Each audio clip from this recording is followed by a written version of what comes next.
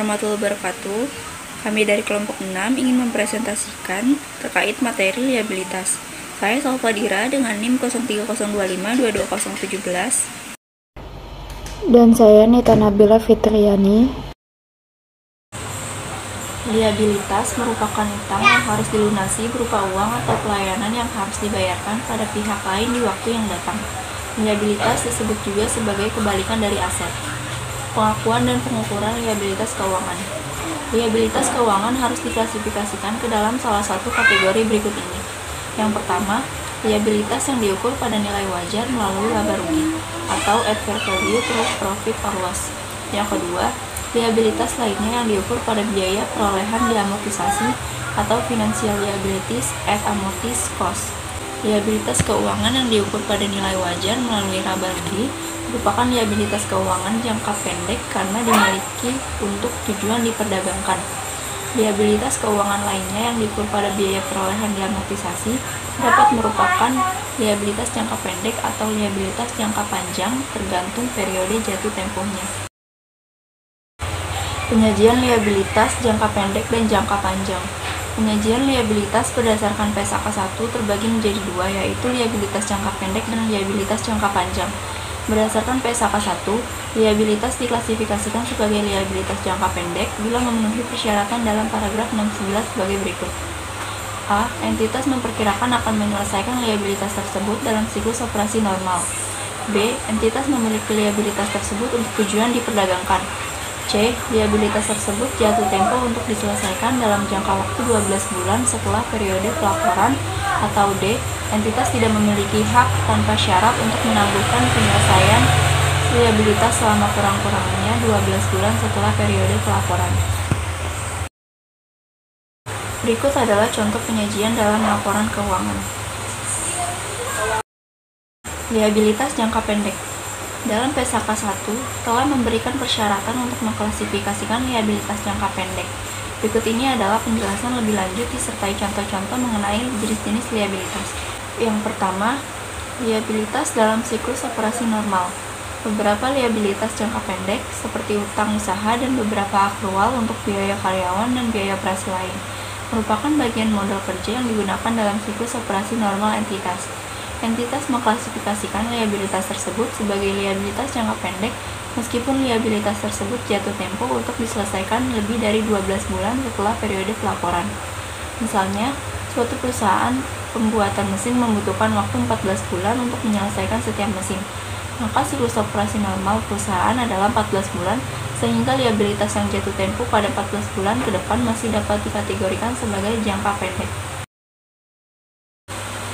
Yang kedua, pembiayaan kembali liabilitas keuangan. Mengklasifikasikan liabilitas keuangan sebagai liabilitas jangka pendek jika liabilitas tersebut akan jatuh tempo dalam jangka waktu 12 bulan setelah periode pelaporan. Meskipun A. Kesepakatan awal perjanjian pinjaman adalah untuk jangka waktu lebih dari 12 bulan dan B. Perjanjian untuk pembiayaan kembali atau penjadwalan kembali pembayaran atas dasar jangka panjang telah diselesaikan setelah periode pelaporan dan sebelum laporan keuangan diotorisasi untuk terbit. Jenis-jenis liabilitas jangka pendek. Yang pertama ada utang dagang. Utang dagang adalah kewajiban yang muncul karena adanya sejumlah barang, perlengkapan, atau jasa yang dibeli secara kredit. Utang dagang juga muncul dikarenakan adanya time lag antara penerimaan jasa atau barang dengan waktu pembayarannya. Kebanyakan perusahaan mengakui liabilitas ini sebesar harga pembelian yang tertera di invoice. Yang kedua ada utang wesel. Utang wesel adalah perjanjian tertulis berupa kesepakatan pembayaran sejumlah uang dengan jatuh tempo tertentu. Utang wesel dapat muncul akibat pembelian, pendanaan, atau transaksi lainnya. Perusahaan mengklasifikasikan utang wesel ini sebagai liabilitas jangka panjang atau pendek sesuai dengan jangka waktu pembayarannya. Utang wesel juga dapat bersifat interest bearing ataupun non-interest bearing. Interest bearing note adalah wesel yang dimana besarnya bunga sudah ditentukan dan tertulis secara implisit di dalam wesel. Sedangkan zero interest bearing adalah wesel yang dimana besarnya bunga tidak dinyatakan dalam wesel. Berikut adalah salah satu ilustrasinya.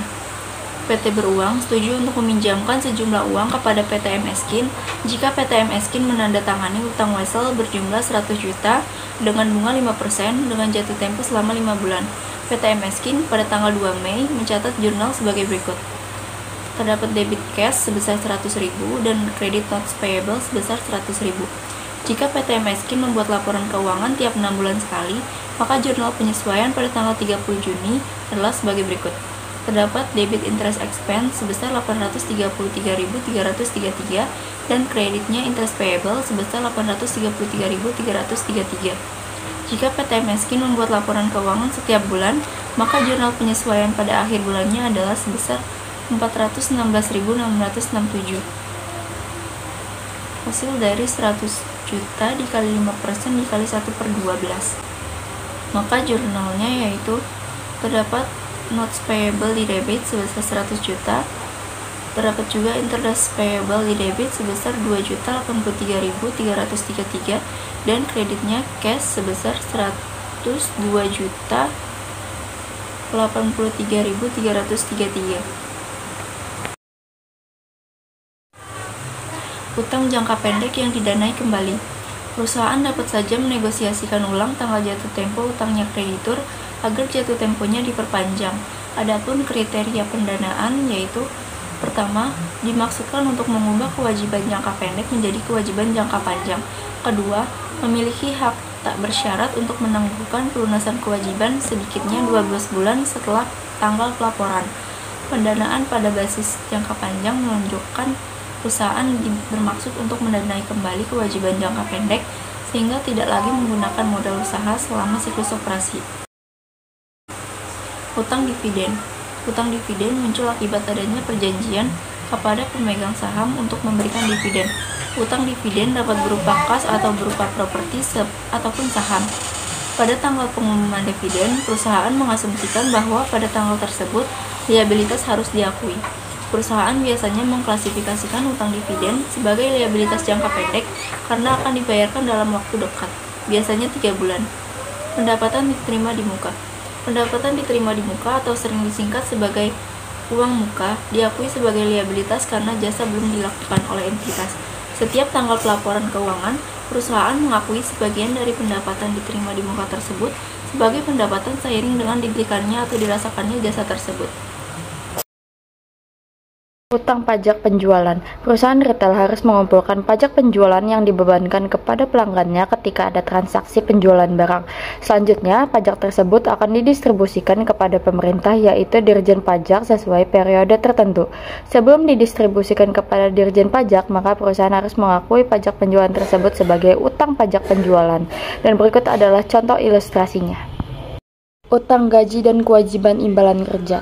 Perusahaan dapat memiliki utang terhadap karyawan, misalnya utang gaji dan utang imbalan kerja jangka pendek yang belum dibayarkan kepada karyawan ketika utang neraca. Utang ini masuk dalam kategori utang jangka pendek karena biasanya akan dibayarkan oleh perusahaan pada bulan selanjutnya. Berikut adalah contoh ilustrasinya. Akrual bonus. Banyak perusahaan memberikan bonus kepada pekerjanya sebagai penambahan gaji per mereka. Bonus adalah pembayaran kepada pekerja di luar gaji reguler yang mereka terima. Berikut adalah contoh ilustrasi dari akrual bonus. Cuti. Cuti berbayar adalah hak cuti pekerja di mana pekerja akan tetap menerima kompensasi dari perusahaan. Hak cuti berbayar bersifat jangka pendek karena diestimasi akan terlaksana pada tahun selanjutnya. Berikut adalah contoh akrual cuti. Liabilitas jangka panjang.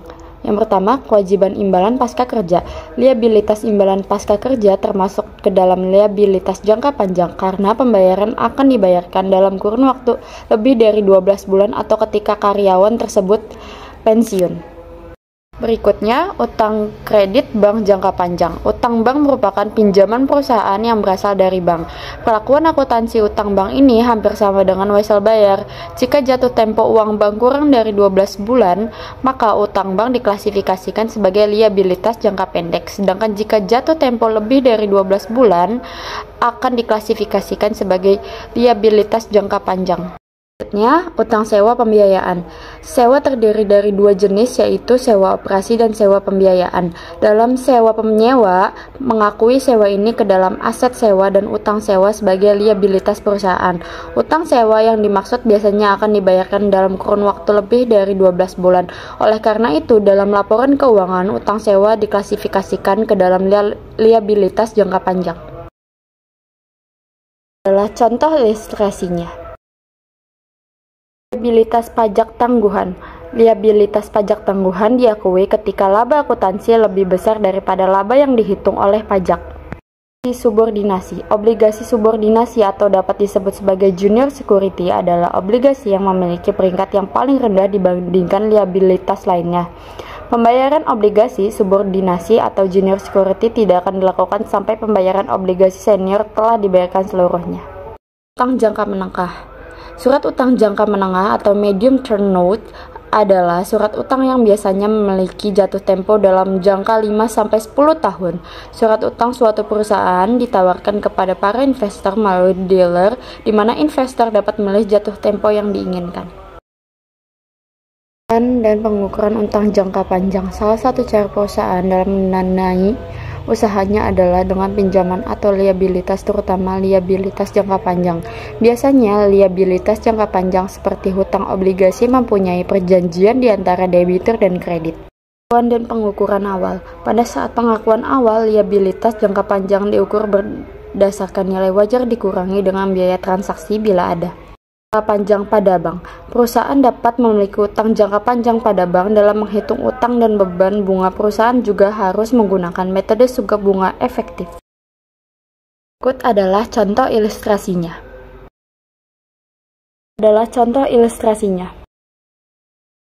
Terbitan obligasi. Utang obligasi biasanya muncul karena adanya jual beli suatu kontrak antara penerbit obligasi dan pihak yang membeli obligasi, yang disebut sebagai surat utang obligasi.